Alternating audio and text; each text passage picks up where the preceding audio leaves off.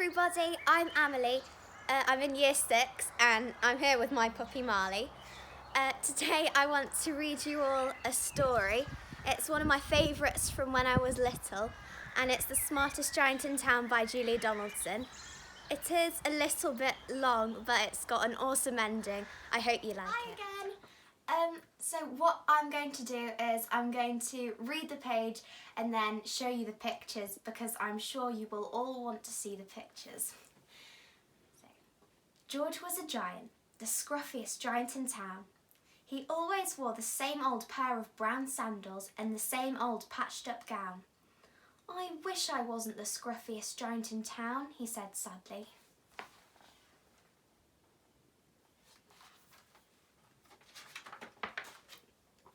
But one day, George noticed a new shop. It was full of smart clothes. So he bought a smart shirt, a smart pair of trousers, a smart belt, a smart stripy tie, some smart socks with diamonds up the sides, and a pair of smart shiny shoes.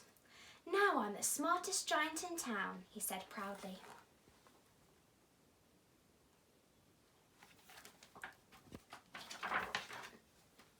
George left his old clothes behind in the shop. He was about to go home when he heard a sound. On the pavement stood a giraffe who was sniffing sadly. "What's the matter?" asked George. "It's my neck," said the giraffe. "It's so very long and so very cold. I wish I had a long warm scarf."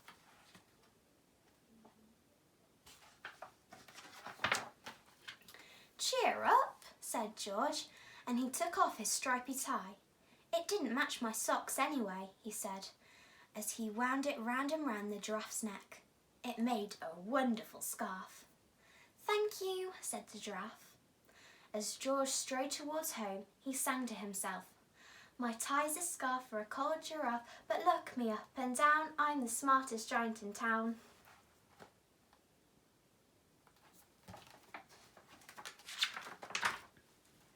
George came to a river. On the boat stood a goat who was bleating loudly. "What's the matter?" asked George. "It's my sail," said the goat. "It blew away in a storm. I wish I had a strong new sail for my boat."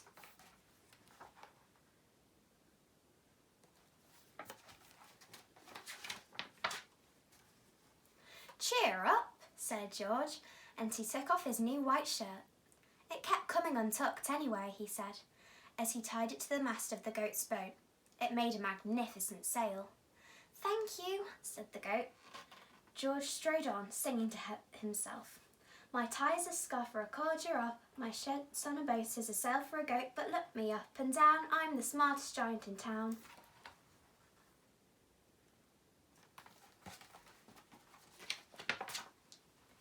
George came to a tiny ruined house.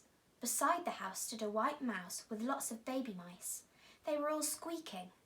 "What's the matter?" asked George. "It's our house," squeaked the mother mouse. "It burnt down and now we have nowhere to live. I wish we had a nice new house."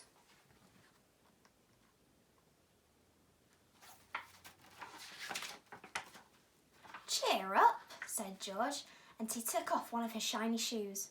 "It was giving me blisters anyway," he said, as the mouse and her baby scrambled inside. The shoe made a perfect home for them.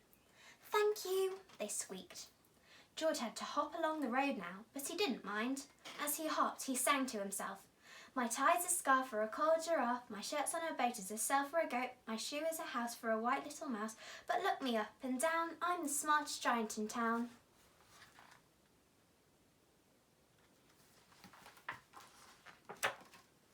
George came to a campsite. Beside a tent stood a fox who was crying. "What's the matter?" asked George. "It's my sleeping bag," said the fox. "I dropped it in a puddle. I wish I had a warm, dry sleeping bag."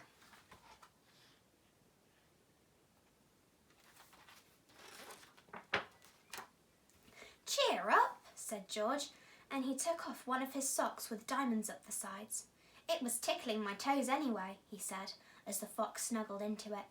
It made a very fine sleeping bag. "Thank you," said the fox. George hopped on, singing to himself, My tie's a scarf for a cold giraffe, my shirt's on a boat as a sail for a goat, my shoe is a house for a little white mouse, one of my socks is a bed for a fox, but look me up and down, I'm the smartest giant in town.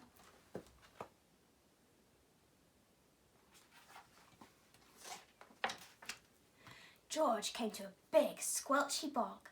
Beside the bog stood a dog who was howling. "What's the matter?" asked George. "It's this bog," said the dog. "I need to get across, but I keep getting stuck in the mud. I wish there was a safe, dry path."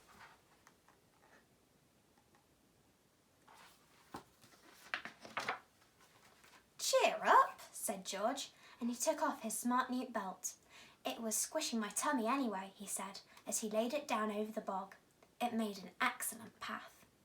"Thank you," said the dog. The wind started to blow, but George didn't mind. He hopped on, singing to himself. "My tie's a scarf for a cold giraffe, my shirt's on a boat as a sail for a goat, my shoe is a house for a little white mouse, one of my socks is a bed for a fox, my belt helped a dog who was crossing a bog.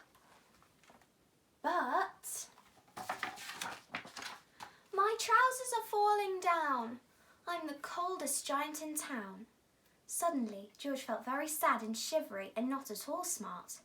He stood on one foot and thought, "I'll have to go back to the shop and buy some more clothes," he decided. He turned round and hopped all the way back to the shop.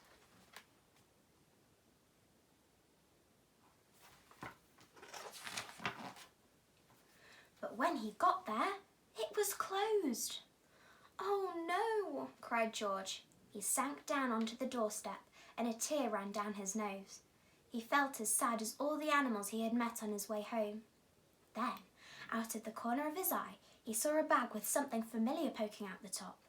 George took a closer look. "My gown!" he yelled. "My dear old gown and sandals!" George put them on. They felt wonderfully comfortable. "I'm the cosiest giant in town," he cried, and he danced back home along the road.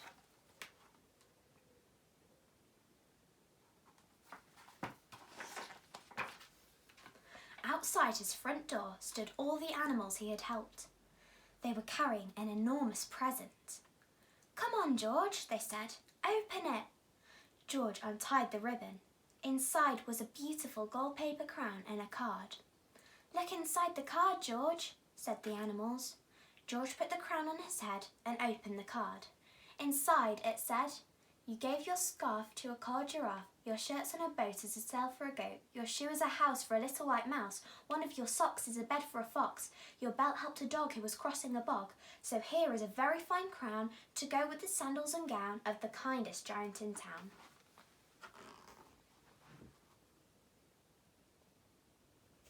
Thank you for listening.